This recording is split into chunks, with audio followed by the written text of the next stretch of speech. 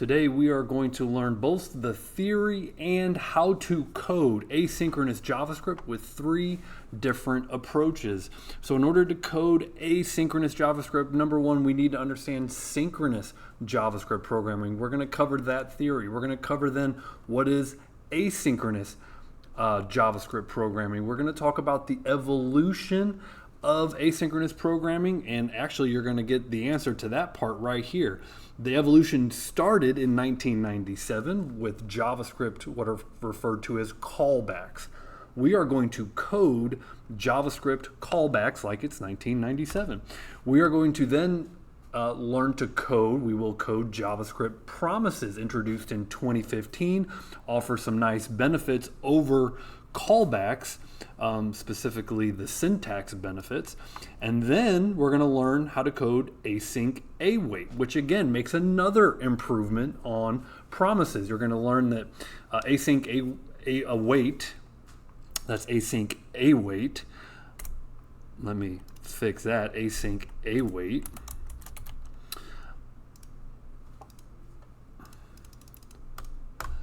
Introduced in 2017. So that's the third step, so let's get into it. Now, I'm going to use Visual Studio Code, so you will need Visual Studio Code on a Windows computer. If you're going to code along, I would recommend it. I'm just going to name this folder Async JavaScript, and let's open that up in Visual Studio Code. So I'm going to open up a new Visual Studio Code. I'm going to click on File, Open Folder. I'm going to go to my desktop. I'm going to click on Async JavaScript that I just created at 2:21 p.m. Let's select that folder. It's an empty JavaScript folder. Now, in order to do this, all you really need is the extension called Live Server. You'll need a basic understanding of HTML, a basic understanding of JavaScript, and well, you don't even really need to know CSS, but let's get into it. I'm going to make my HTML file called index, and I'm going to zoom in because this is a recording and we should be able to see nice and big text. I'm going to make another file called synchronous.js. Again, I would encourage you to follow along. JavaScript is synchronous out of the box. I think of synchronous programming like single tasking. Synchronous is like single OUS. Synchronous programming is like single tasking. Okay, what do I mean by that? And asynchronous programming then would be the opposite, would be like multitasking. Well, single tasking, I think most people would understand, is one thing at a time. And so in life, there are some things that are really, some tasks that are really beneficial for synchronous, synchronous, in other words, all your effort goes into one task at a time. And I always give the example of learning.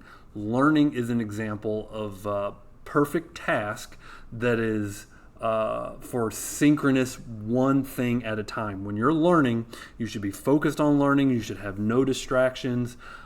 Personally, I don't even like music. I mute my cell phone, mute my notifications. I tell the people around me I'm not available. Don't bother me, kind of thing. So in life, there are some tasks that are really good for synchronous, one at a time task focusing, not task switching. And so what I have here is a task of making breakfast. Now, making breakfast probably is a good multitasking event. If you think about the most efficient way of making breakfast, you kind of start some tasks and then you go on to other tasks. You start another task. You know, you might start toasting your bread, start cooking your eggs, start cooking your bacon, start flipping some flapjacks, and then maybe you come back to the eggs, you come back to the toast, you pour some OJ, you set the table, and that way the total time to completion goes down if you're multitasking. So, but that's not how JavaScript works out of the box. JavaScript out of the box is synchronous. And so if I go to my HTML file and I'm going to use the emit hotkey. Just type the exclamation point and hit tab. Okay, so that's just kind of a code snippet using the tool called emit built into Visual Studio.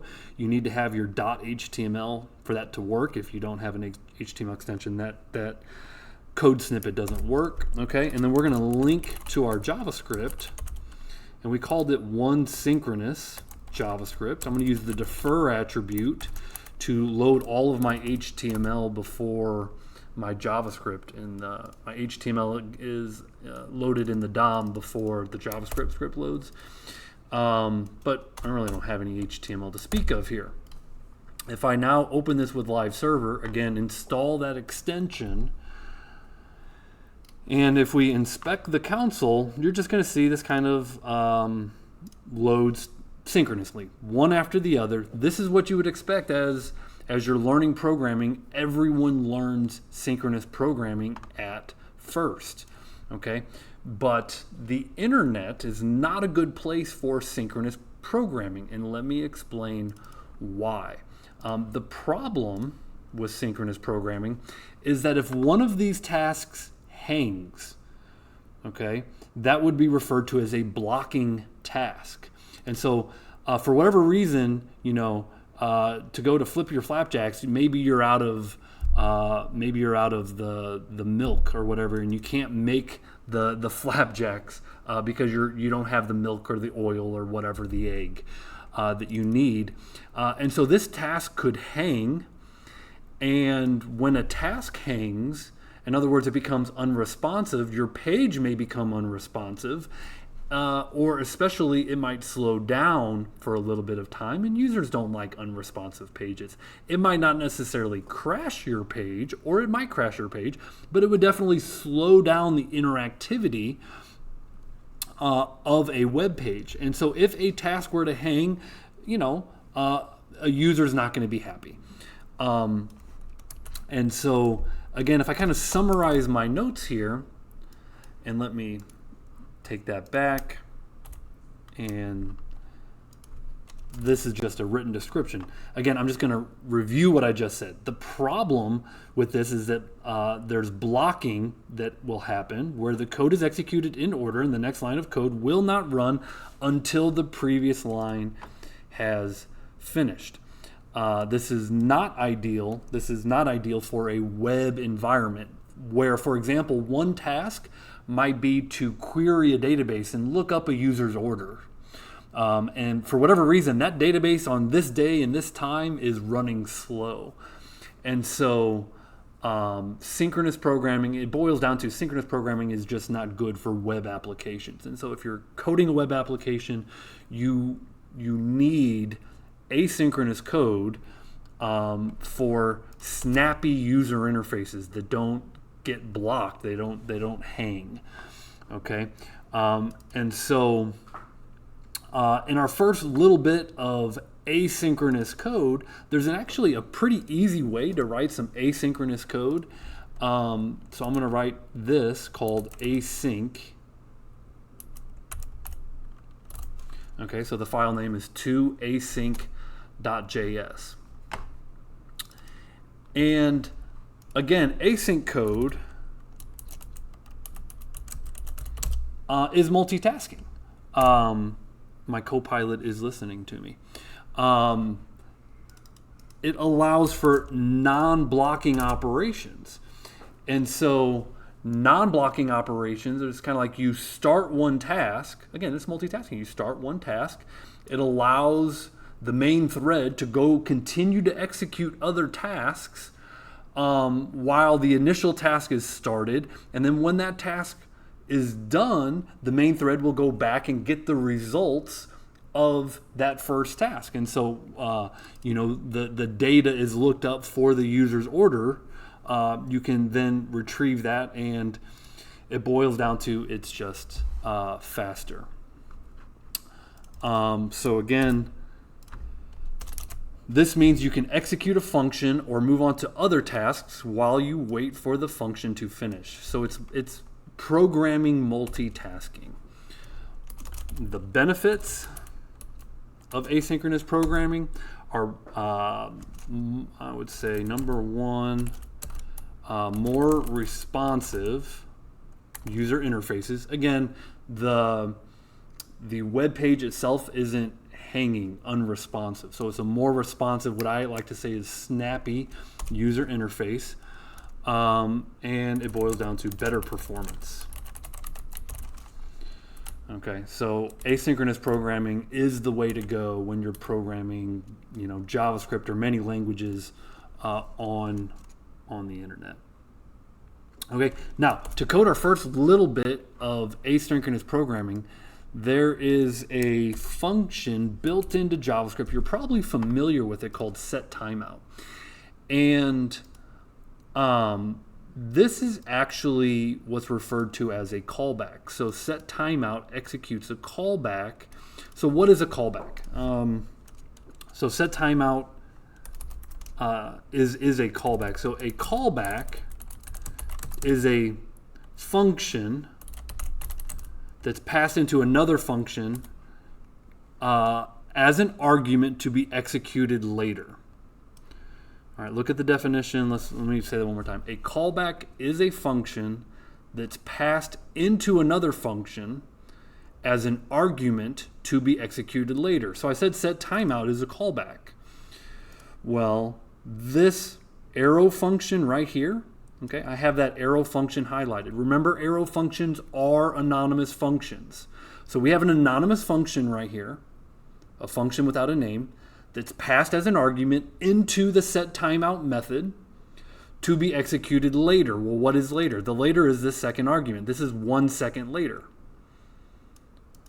Okay, so callbacks, as we said, this is introduced in 1997, was the first way to write asynchronous JavaScript. And let me show you how, if I do a bunch of setTimeouts, okay, now I'm going to take that synchronous programming, I'm going to do a bunch of setTimeouts here. Okay, all I did is I took my console logs and I wrapped them inside of setTimeouts. Again, you feel free to code along. I do think there's some benefit to writing this code yourself. Okay, and you don't have to cook breakfast. You can cook dinner, lunch, or you can, bake bread or whatever steps you want to do. Okay, but the point is that if you were to look at this top to bottom, you might think toast your bread would execute first, then second, top to bottom would be cook your eggs. The next thing would be cook your bacon. Again, if we were doing this in a synchronous world, that would be how this would work. But now we're doing this in an asynchronous world, and we're not necessarily going to be executing our code top to bottom, because all of these timeouts, all of these functions run after a certain amount of time. All of these anonymous functions run after a random amount of time. So again, this is just our first example of asynchronous code. And if I now change my script to load my asynchronous code, you can kind of see, well, number one, we're not in order. And so just as an example, this might not make any sense logically that, hey, toast your bread and then cook your bacon and then, in this order. But the point is that this code is now executing in an asynchronous manner, because it's not just going top to bottom. If it was going top to bottom, again, you would get the same output as before in order. Okay, and now these are just executing over some other set amount of time. And if I change this, by the way, 1,000 milliseconds is 1 second, right? So if I kind of change these numbers here and refresh, you kind of see that. Okay, so that's the first step of the first way that we can begin to write callbacks. Okay, there's a built-in function called setTimeout that takes a callback, which is a function passed as an argument that's executed after some amount of time. I will tell you where I wrote callbacks the most, and if you've ever used the jQuery library, I wrote a lot of callbacks in jQuery. jQuery library was animations, front-end animations. And so, getting things to animate on the front end, getting, boxes to appear and content to appear and shrink and, explode onto the page and fade off of the page and all of these kinds of animations. And there were a lot of callbacks in jQuery. Okay, so I'm pretty familiar with callbacks for that exact reason, is that you want to say, okay, make this animation happen first, and then you would pass a callback and say this animation should happen when that one finishes. I don't know how long it's going to take the first animation to finish. Maybe it takes 5 seconds, and then you pass a callback to pass the next animation, and then a callback is the third animation, and then a callback in the fourth animation. It's a way of getting animations to kind of happen one after the other, instead of all the animations happening at once. Okay, we use callbacks inside of jQuery to do that. One animation would finish, and then you would start another. But callbacks, even in jQuery, they have a well-known problem. If this is the first time you're hearing about callbacks, you might not have heard what's referred to as callback hell, or the pyramid of doom. But if it's your second time hearing of callbacks, you've probably heard of this already. It's like you first learn about callbacks, and then very quickly you learn about the problems with callbacks. And so for that, to demonstrate kind of the problem with callbacks, we're going to demonstrate the pyramid of doom. Okay, so it doesn't really make sense, this example that we're on, where our tasks are out of order. And so I do want these tasks, even though they're executing in an asynchronous way, I kind of want them to happen in the right order, at one after the other, kind of mimicking a synchronous environment, but again, providing those benefits of a fast user interface and multitasking, right? So I'm going to put these back in order, and the way that we're going to do that is by actually using our callbacks. Again, I mentioned callbacks, what they are, we already said that, but callbacks are a way to make sure code doesn't execute until other code has already finished. Okay, so in order to do this, I'm going to take my set timeouts that we have here. I'm just going to take each one of these and wrap them in a function. So I'm going to, write a function called task1. Okay, now what I'm about to do, and again, it probably knows exactly what I'm about to do because I've already done it in another project. This function takes a callback. Again, this is a parameter, and then executes the set timeout in 1 second, and then executes the callback. Now again, if you come from a functional programming background, you're used to passing functions into functions, like passing functions as arguments. But here, this line 5, this is a parameter. It's an identifier. We get to name this, and so you could call it, callback 2, as long as you call it callback 2 down here. Okay, but I'm just going to keep it called callback. And so the syntax might be a little new for you. Now, if I do that with each task, okay, do this with task 2, do this with task 3, and so on, and I'll just bring in all of my 7 tasks. Okay. So we have all of these callbacks, and again, you can pause the video and write the code should you choose, or if you're just following along, I'm going to minimize these functions. Okay, now I have to call these functions. Okay, and this is where you're going to see that old pyramid of doom. Okay, now the Copilot is going to help me write this. because writing this manually would be a pain in the butt. That's why they call it callback hell, right?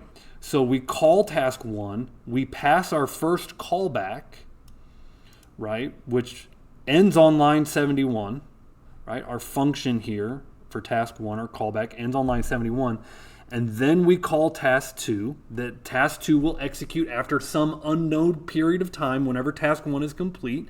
And then we call task 3 that will execute after task 2 finishes. And then we'll call task 4, task 5, task 6, task 7, and all that all done. Okay, this, as you can see, if you turn your head sideways, that's a pyramid. This is the pyramid of doom. This is callback hell.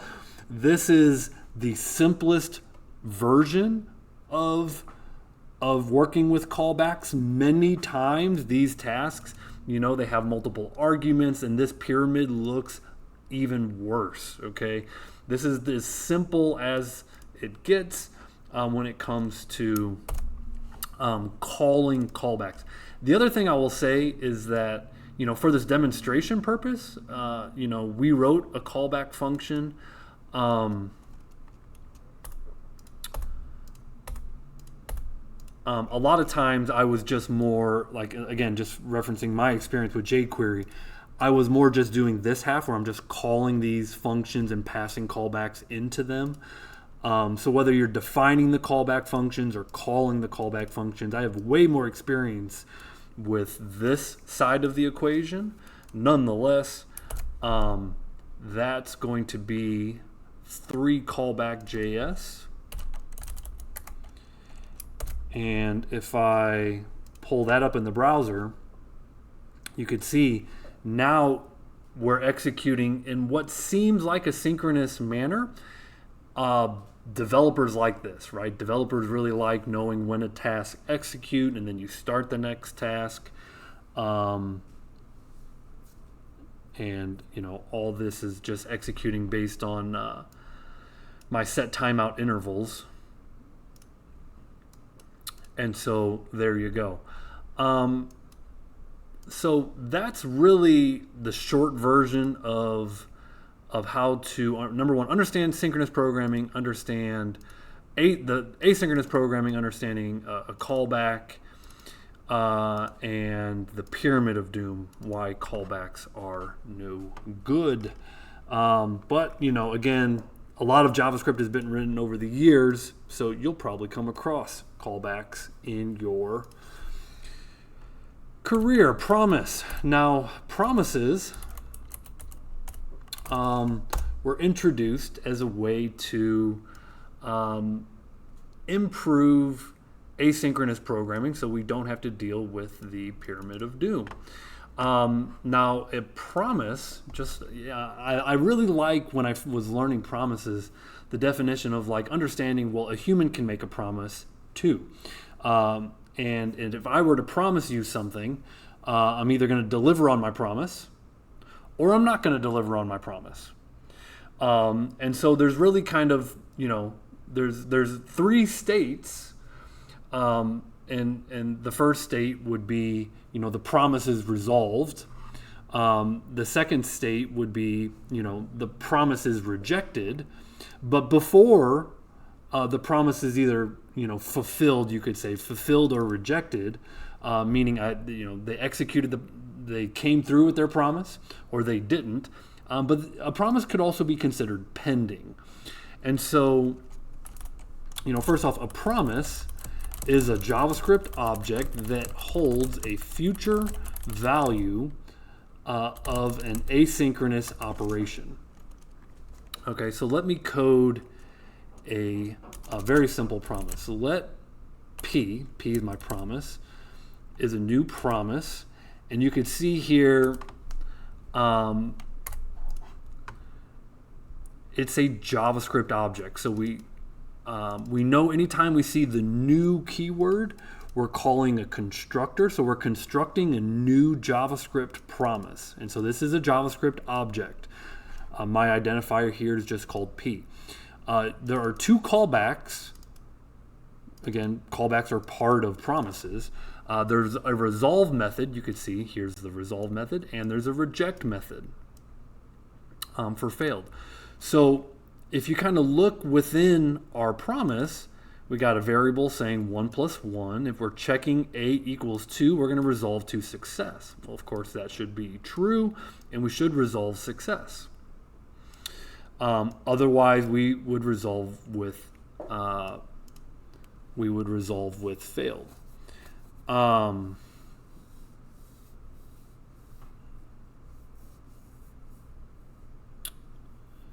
Now,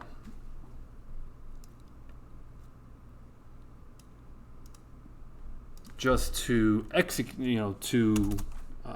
consume this promise. So again, I have more experience with consuming promises than I do creating promises. So to consume a promise, you use the then method. So p.then, and your message is either going to come from the resolve or the success. So p.then, curly. So the then would be executed if the resolve ran. Otherwise, you would run the catch block. So it's similar to a try catch.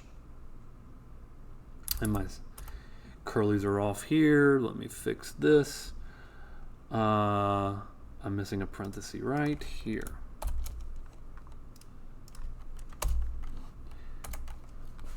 Okay, so here again, a promise holds a future value of an asynchronous operation.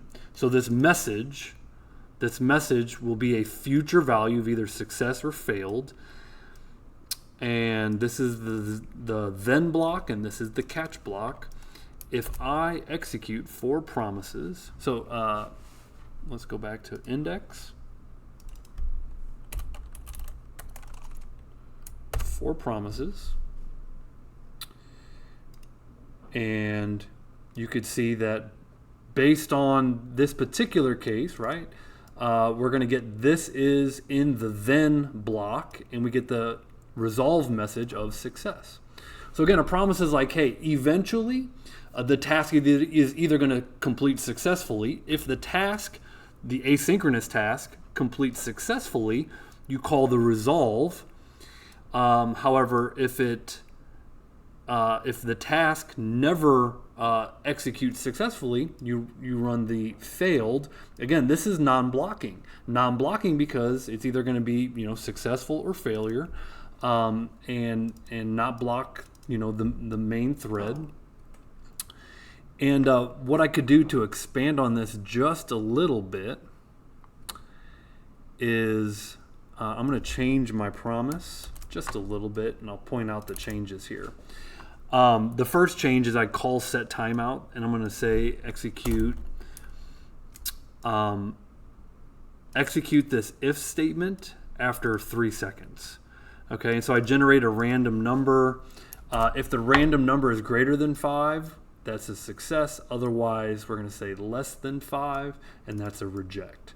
Okay, the reason I want to do this is I want to console log my promise. And I just want to show you that there's a resolve, which means the promise, was successful. There's a reject, unsuccessful. But there's a third state of promises, which if you console log the promise, we should be able to see. And there you can kind of see the promise is pending. So you reload the page, it says promise pending. And then after 3 seconds, it says this is the catch, less than 5. So this pending state is like, hey, we're kind of waiting for the operation to complete. So a promise is pending until it's not.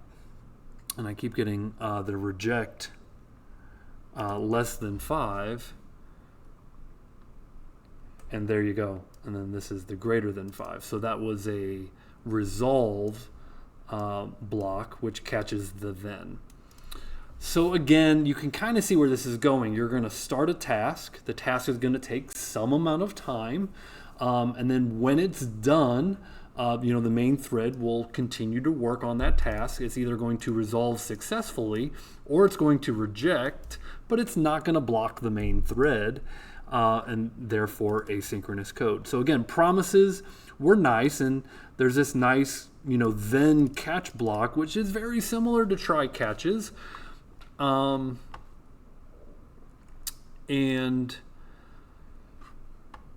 that was the evolution of promises. Now, there are some methods, and I want to show one of them. So I'll call this 5 promise chain.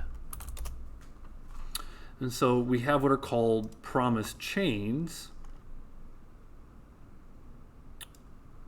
And what I'm going to do is I'm going to write 3 promises here. So we got promise, promise 2, and promise 3. All I've done in this case is I've resolved them because I want all 3 of them to be successful.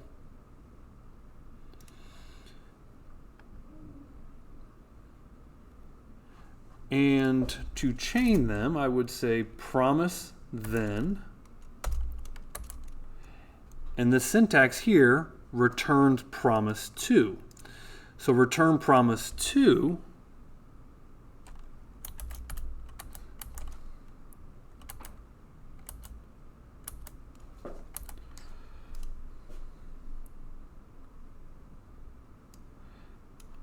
so we kind of see here, we start with promise 1. If promise 1 is successful, we log the message, and then we call promise 2. And so this is an interesting syntax to call promise 2. If promise 2 is successful, then we log the message, and then we call promise 3. And then if promise 3 is successful, then we log the message, and we say all done. And so this is a way to promise chain. And you could write this in another way, that this syntax allows for a cleaner syntax, the way I wrote it. But you could write this in another way that kind of takes you back to the callback hell that is callbacks.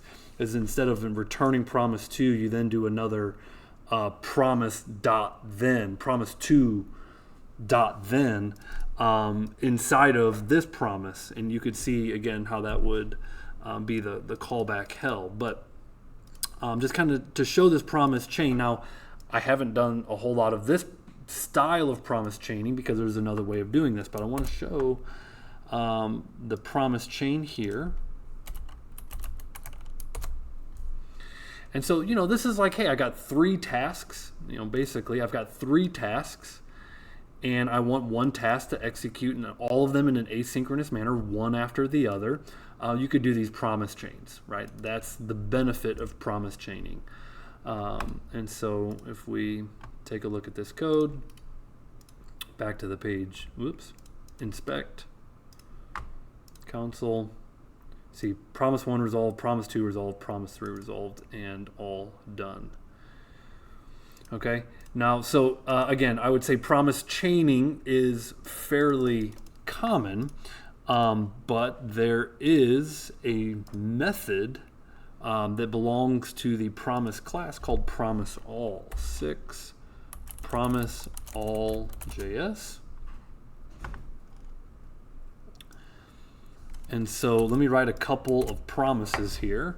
So here's promise 1, here's promise 2. Promise 1, we've got a timeout inside of it that resolves after 2 seconds. Promise 2, we see a reject, and so we can either resolve or reject. I'll start by making them both successful. Okay, and there is a, well, we can write a third promise. Sure, let's just go ahead and do promise all. And so promise all method, and you can see it takes an array of promises. So here's promise 1, here's promise 2, here's promise 3. Dot then take the messages and you log all the messages, otherwise log your errors. And so this will run, the then block will run if all 3 of these are successful. It'll log all 3 messages, but if any one of them fails, you'll see it'll be in the catch block. So again, the then block is for all 3 of our promises resolving. Whereas if any one of them fails, you will see that result. So let's go to the 6 promise all JS.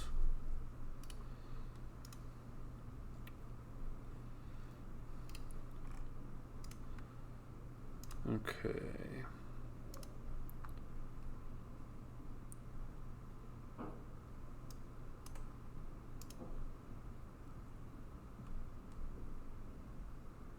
And you can see it took a little bit of time there. Once I clicked the refresh, all of my promises, each one took a little bit of time. Now it did say promise 2 rejected. Why? Because promise 2 is resolved. I put the wrong string in there. Okay, so promise 1 resolved after 2 seconds. Let's increase the speed here and just make it 3 seconds total. So there's an example. That should be 3 seconds. Promise 1 resolved, promise 2 resolved, promise 3 resolved. If I change any one of those, let's just change promise 2 to reject and rejected. You can see right off the bat, I just get that rejection message from promise 2. So this is a very nice method to run a bunch of promises. If they're successful, then you execute the then block. If any one of them fails, you can run the catch block. Now, last but not least, came along Async-Await. Async-Await. And async, put the hyphen, await.js. And this is the one that we will be doing a lot of in the Node class that I'm teaching. We're going to be writing a whole lot of Async-Await, so you will get very familiar. If this is your first time learning about asynchronous JavaScript, you're doing so at a beneficial time, because Async-Await is the easiest and it's the most preferred way in 2024 to write asynchronous JavaScript. It's the easiest. What it does is it offers all the benefits of asynchronous code in a syntax that is very synchronous, very much like a synchronous syntax. Okay, so we get the benefits of asynchronous with the syntax of synchronous, because promises can be confusing, the syntax can be a little confusing, certainly callbacks can be confusing. But Async-Await kind of helps us with those problems. So first off, I would say Async-Await is syntactic sugar for promises. So Async-Await is syntactic sugar for promises. And so syntactic sugar is just a nice little syntax feature, right, for promises. So underneath Async-Await are promises, and that's kind of the point. You have to understand promises on some level will help you understand Async-Await better. There we go. I already said that Async-Await makes your code look synchronous even though it's asynchronous. It also makes error handling easier. And so sure, Async-Await, well, sure, it's easier to understand than promises, but makes error handling easier. Okay, so what I'm going to do is I'm going to take all of my tasks that kind of going back to my making breakfast. Toast your bread. So notice my first task is toast your bread.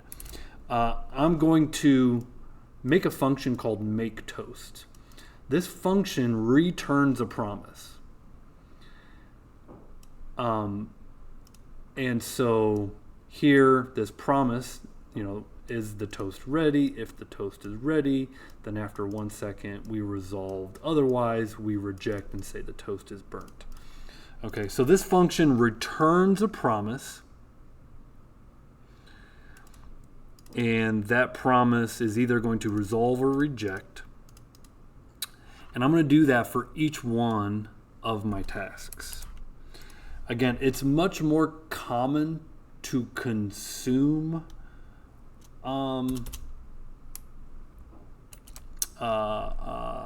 these methods than it is to write them. Okay, a lot of the time you're just consuming promises, not necessarily creating them. But nonetheless, so here's kind of the same thing for making eggs. We're going to return a promise. Eggs are ready, or eggs are burnt. I don't think I've ever burnt an egg, but maybe that's just, maybe I'm a good chef or whatever. Okay, make bacon. Bacon is burnt. Returning a new promise. We're going to make some flapjacks. We're going to make some orange juice. We're going to set the table.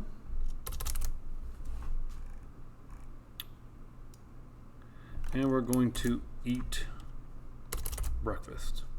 Okay, so all of these functions return a promise, and all of them right now are set to resolve because our if statement is always going to be true on all of these functions. Okay, now we get to write a function called breakfast. I'm going to say const breakfast is async. So the first thing that you'll notice here, as my copilot knows exactly where I'm going, I'm writing a function called breakfast. It is an async function, takes no arguments. Okay. Inside of here, we've just got a try catch block. So up here where I mentioned makes error handling easier. Well, try catches, this is standard object-oriented exception handling, right? You use try catch and exception handling. And let's take a look at what's going on inside of our try block. Inside of our try, we are calling our make toast function where we have the await keyword. So here we go, async-await. That's why these are the keywords that we're using. Any function that returns a promise, you have to await that promise. Okay, so since make toast returns a promise, you must await. I cannot tell you how many times I and beginner programmers I've seen leave off this await keyword. If make toast returns a promise, you must await it. Otherwise, it will return a pending promise and it just won't work. Okay? If you use the keyword await inside of a function, that function must be marked as asynchronous. So that's how that works. These functions return a promise. You must await those promises. If you use the keyword await inside of a function, you must have your function marked as asynchronous. So here, we're just going to await make toast. You get your message, console log the message. Same thing, make eggs, log the eggs. Here's a variable. So this will store bacon, right? Bacon will store the value that's either the resolve value. If it's resolved, it'll store it. If not, it'll run the reject, which is the catch block. Okay, so if it's resolved, if the promise is resolved, the result of the operation is stored in your variable. If it's not resolved, it'll go down into your catch block and execute the catch block. And that's the beauty of Async-Await. And if I call now 7 Async-Await and I open it up with live server, again, we're going to get, it mimics synchronous operations. And I'm not sure how long that first one takes to load. Oh, I got to call my function. Don't forget to call. So here's my function called breakfast. Don't forget to call breakfast.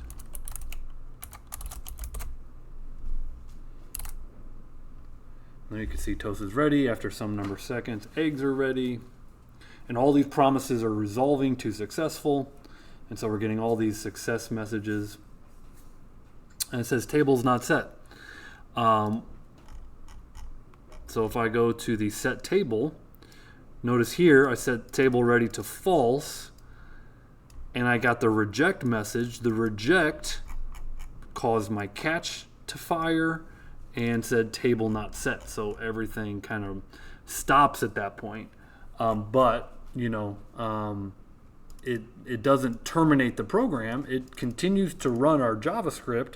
It just logged the error and continued to run the JavaScript. That's the benefit. It's not crashing the program or blocking the program.